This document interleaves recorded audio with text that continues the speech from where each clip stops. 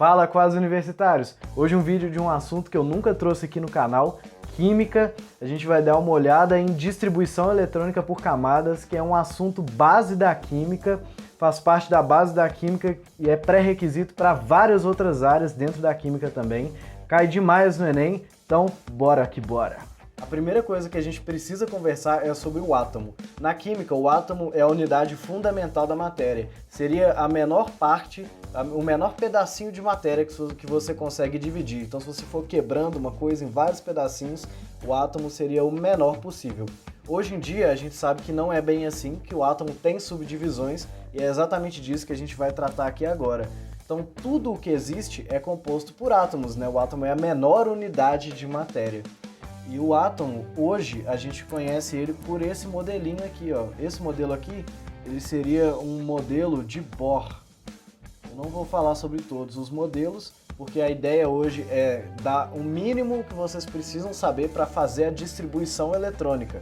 Mas tem vários modelos e eles vieram progredindo ao longo do tempo, e o modelo de Rutherford-Bohr seria o modelo mais atual, mas hoje ele já está ultrapassado também. A gente já sabe que o átomo na verdade é dividido em orbitais, existem efeitos de mecânica quântica que não são importantes a nível médio. Então esse aqui é o átomo de Bohr. Ele é composto por um núcleo que possui prótons e nêutrons. O próton sendo essa partícula vermelha aqui, então tem várias aqui dentro do núcleo, né? E o próton, ele é massivo, ele tem uma massa grande, e ele tem carga elétrica positiva, o que é muito importante. O núcleo, ele é maciço, é pequenininho e tem carga elétrica positiva.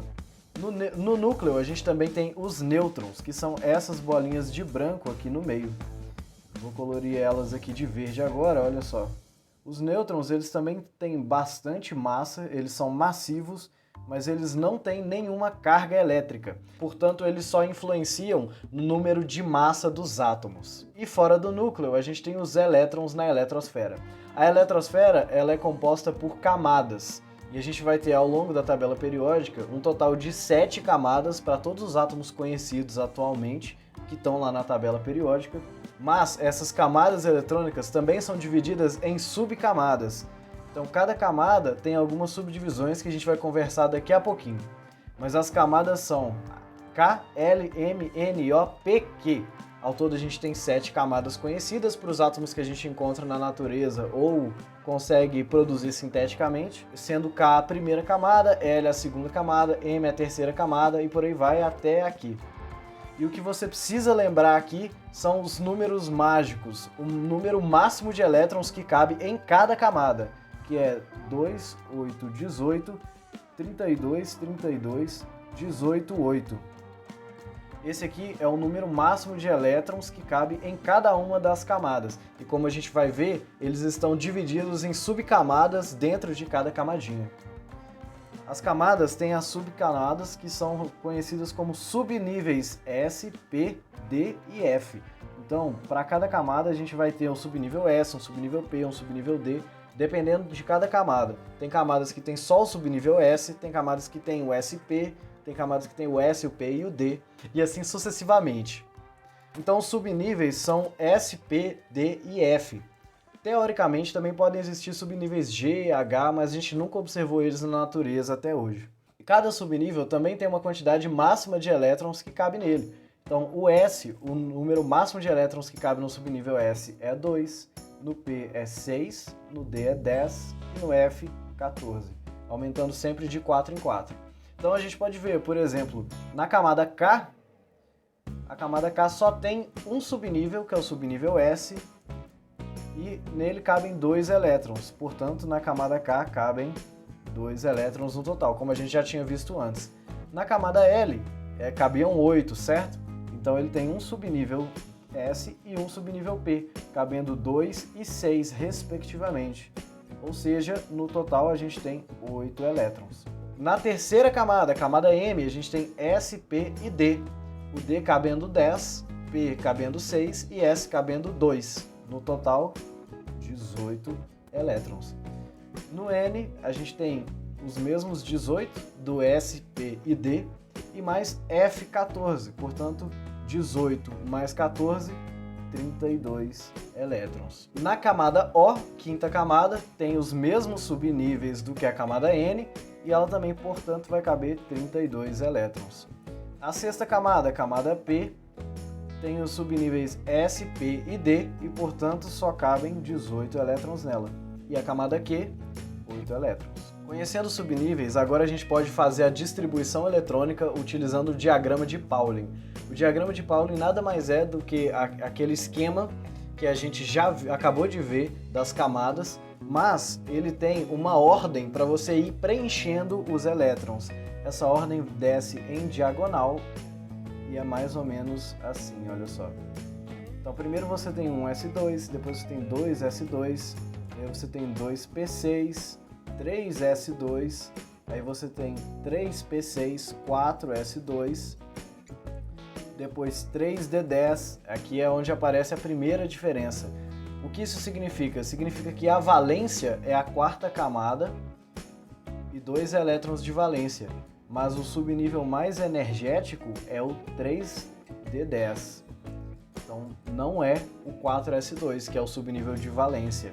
O diagrama de Pauling, ele conta isso a mais pra gente, que aquela teoria de camadas não nos conta.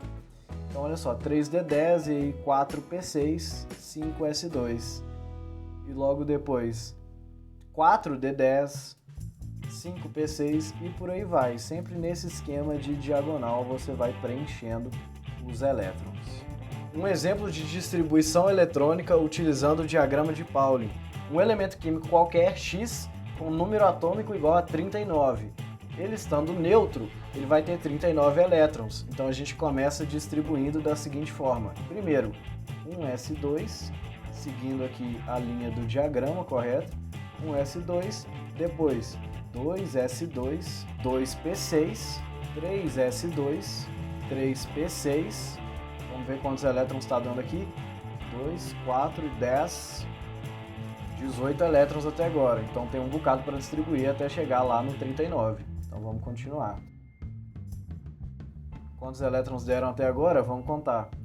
Até aqui a gente tem, olha só, 4, 10, 12, 18, 20, 30, 36, 37, 38. Está faltando um elétron, que depois do 5S2 vai ser no 4D10. Só que só falta um elétron, então 4D1.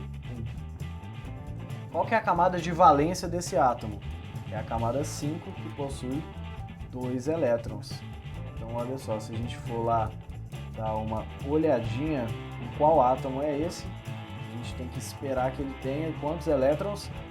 2 elétrons na quinta camada. Então esse elemento aqui é o ítrio, e vamos contar por camadas quantos elétrons ele tem. K, L, M, N, que são 5 camadas ao todo, né? Então para lá na O. Na primeira camada ele tem 2 elétrons, tá aqui, né, um S2. Na segunda camada ele tem 8 elétrons, que é o 2S2 e o 2P6. Na terceira, 3S2, 3P6 e 3D10, 18 elétrons. Na quarta camada, 4S2, 4P6, até agora deram 8, 4D1, 9. E na quinta camada, a gente só tem o 5S2, então ele tem 2 elétrons aqui na última camada. Então tá aqui a distribuição eletrônica em camadas do ítrio e a distribuição em subníveis de energia do ítrio também. Assim que funciona a distribuição eletrônica usando o diagrama de Pauling. Mas também tem outros jeitos da gente fazer a distribuição eletrônica. A gente pode fazer a distribuição eletrônica sem usar o diagrama de Pauling. Para isso, a gente precisa da tabela periódica, porque a gente vai precisar conhecer a coluna onde o elemento químico está, a linha onde o elemento químico está e a possível carga dele, se ele estiver carregado ou não, que é uma coisa que normalmente o enunciado vai dar para a gente, ou o contexto vai dizer. A primeira coisa que a gente precisa levar em consideração é quantos elétrons tem para distribuir. Se o átomo estiver neutro, vai ser exatamente igual ao número atômico dele. Então, um exemplo, o cálcio aqui tem o número atômico igual a 20. Então, para distribuir o cálcio, os elétrons do cálcio no estado neutro, vão ser, no total, 20 elétrons. O oxigênio, que tem número atômico 8, ele vai ter neutro, no total, 8 elétrons a serem distribuídos.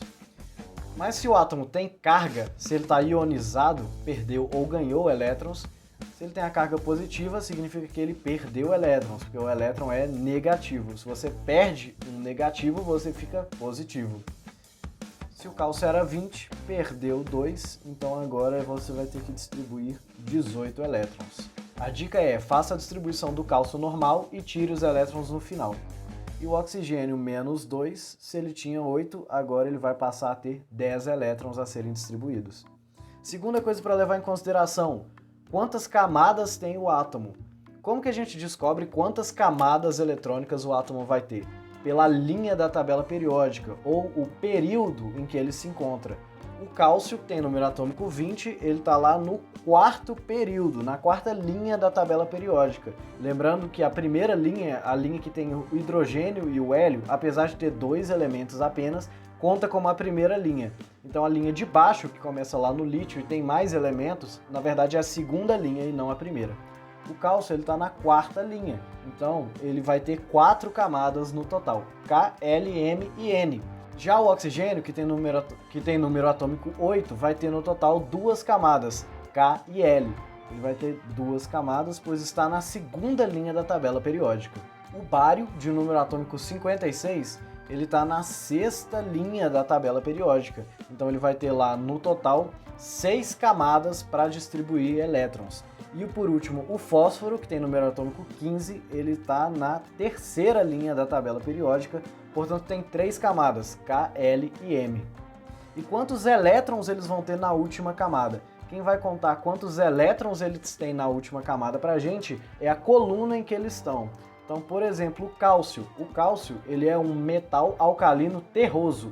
Metais alcalinos terrosos estão na coluna 2A. Portanto, ele vai ter 2 elétrons na sua camada de valência, que é exatamente o número da coluna dele. O oxigênio, que tem número atômico 8, está na coluna 16 ou 6A. Se ele está na coluna 6A, então ele vai ter no total 6 elétrons na última camada. Já o boro, que tem número atômico 5, ele está na família 3A, família do boro. E a família 3A vai ter no total 3 elétrons na última camada. Estão vendo? O número que acompanha o A é exatamente o número de elétrons que ele vai ter na última camada. E por último, o fósforo, que tem número atômico 15, ele vai estar na coluna 5A. A coluna 5A, como já é de se esperar, vai ter exatamente 5 elétrons na última camada. Conhecendo o número de elétrons da última camada, a gente consegue distribuir os elétrons nas camadas. Então, por exemplo, o cálcio, que tem número atômico igual a 20, a gente já viu que ele está na linha de número 4 e na coluna 2A. Então, ele tem 4 camadas, vai ter as camadas K, L, M e N. Da O para frente, o cálcio não vai ter. Então a gente vai preencher aqui até a camada N, que é a camada de valência do cálcio. E como o cálcio está na segunda coluna, ele vai ter exatamente 2 elétrons na camada N, que é a camada de valência. Aqui, olha só. Sabendo disso, agora a gente vai preencher com o total em cada uma das camadas, quanto mais próximo do núcleo possível.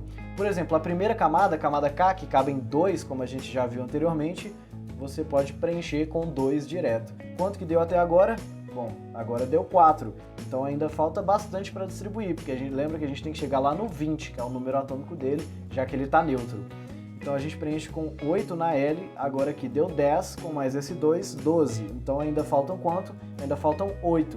Perceba que a camada M, a terceira camada, não está totalmente preenchida, mas a distribuição eletrônica do cálcio já está aqui completa, porque ele vai ter 2 com 8, 10, 2 com 8, 10 de novo, no total 20 elétrons, sendo 2 na última camada, como já era de se esperar, por ele ser um metal alcalino terroso.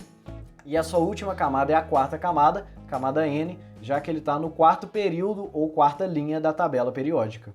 Se esse vídeo foi útil para você, deixa um gostei aqui embaixo, se inscreve no canal, compartilha para aquele amigo que você sabe que precisa dar uma olhada nesse conteúdo e bora passar nessa federal.